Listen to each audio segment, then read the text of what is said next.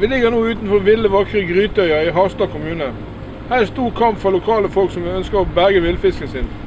Vi har et anlegg her som ikke er noe eksempel for det gode. Det er et anlegg som er fullt av skitt på båten. Her svømmer fisken bokstavelig talt i drit. Og dette ser for jævlig ut. Ved Grytøya, som også er en turistattraksjon, er det store mengder med skit under anlegget her. Og dette er ikke sånn det skal være. Her lever folk på et minimum og en tøff natur. Og det er ikke så mange mennesker som bor her, men de som bor her blir kraftig forurenset. Her rett bak meg har vi en millionby. I hvert fall en halv millionby. Med mennesker som skiter i sjøen, uten rensing eller noen ting. Og det er fullstendig feil at oppdretteren skal få lov til dette her.